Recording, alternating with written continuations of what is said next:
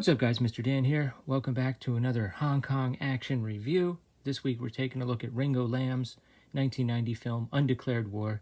Very interesting, entertaining film that has a really interesting international cast. And if you like these kind of movies, please go check out my review of The Long Armor of the Law 1 and 2. Okay, an excellent set of films right there. And of course, the action-packed In the Line of Duty 1 through 4. My review of In the Line of Duty 4 is now over 50,000 views. So maybe we can give part 3 a little bit of love. I don't know. I'll take it. So I appreciate that. But if you like those kind of films, I think this should be right up your alley. First off, I did not know that Ringo Lam passed away until I started doing research on this film. What a shame. He was a very talented action director and director, period. He went to film school in Toronto. He had some real hits prior to this film with Prison on Fire and City on Fire. He would go on to direct Full Contact and Jean-Claude Van Damme movies. So this wasn't his first attempt at using an international cast. He directed an installment of a series called Aces Go Places that featured actor Ronald Lacey, who played the Nazi villain Toth in Raiders of the Lost Ark. Of course, that was right after Raiders came out, so they were capitalizing on that. This film features, it really is quite a cast. You got Daniel Lee from The Killer as playing a Hong Kong cop. This gentleman here, Peter Liapidis, with the lion's mane of hair here. He plays a CIA agent who's working with Daniel Lee's character to stop an international terrorist who's played by Vernon Wells from The Road Warrior. And he's got this blonde hair in this.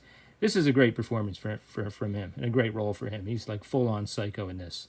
Then you also have, I believe this is Rosamund Kwan as the girlfriend of the Daniel Lee character. She doesn't have a whole lot to do, to be quite honest. She's a reporter who's dating him, and she gets some inside information.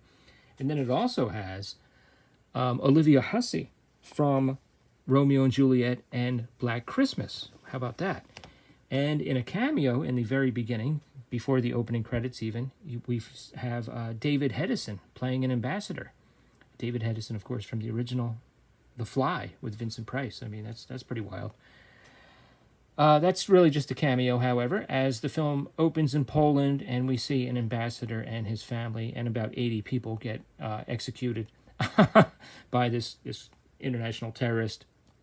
So his brother-in-law, Peter Liapidis, is hot on the trail of this lunatic terrorist, and he follows him to Hong Kong, where he clashes with the local Hong Kong police. And that's much of the movie. The bad guys have some local contacts that they want to team up with. They have to retrieve some weapons, which are stashed away, to pull off a terrorist incident. The Olivia Hussey character at one point gets taken prisoner. She has some different ideals than the Vernon Wells character, whose name is Hannibal, by the way, who also happens to be a master of disguises, which is pretty interesting. He'll kill 100 people just to get the plan started. She basically wants to avoid that and just make one big statement, and she's all about giving speeches about the downtrodden masses. In other words, she believes in the cause, and he wants to more or less get paid and be a psycho.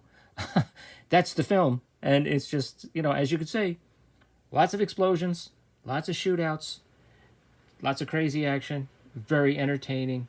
If I always think, like, if you have a bingo card for late 80s, this is from 1990, but like late 80s Hong Kong action films, you would have one space that would say, like, women and children get killed, another space where someone makes an inappropriate AIDS joke, another space where, have massive amounts of explosions and gunfire, and then another space where you get to see, like, pre-handover Hong Kong in all its glory. If you have that bingo card, you're probably going to get a bingo with this film, because it has all of that and more. It's really just very entertaining. Great theme song. I found a 1.5 minute video of it on YouTube. I don't know who sings it. I couldn't figure it out, but I listened to the credits over and over again. A really pretty good theme song. And just highly entertaining. Lots of action on the roadways, in the harbor. There's kind of an ending, and then it's like, what? A fake out! And then there's a little more climax after that, as we've come to expect, and some bad people meet some grisly demises, as you can imagine in a film like this. Just a lot of fun, very entertaining. This is a Vinegar Syndrome release, by the way. Comes with this excellent book. This was fascinating. Undeclared War and Hong Kong's Westward Expansion by John Charles. It talks about how both Shaw Brothers and Golden Harvest were trying to produce films in the West, bring Western actors over. So this is from a company called Cinema City, which was, an upstart company that was going to be a rival to both of those. They didn't last terribly long, but they did make some pretty solid films, and they did have Ringo Lam in their employ for a while. So they were trying to do that kind of thing and bring in the international talent. And in this film, it really kind of works. It was fun to see these actors together. I mean, Vernon Wells and Olivia Hussey together. I just, you never really want to imagine that. The Peter Liapidis character, he's pretty good. He's pretty good. I kind of found myself at times saying, I wonder if they could have got somebody else. But in the end, he kind of won me over. He had appeared in some Ghoulies movies, I think 1 and 4, and some other films.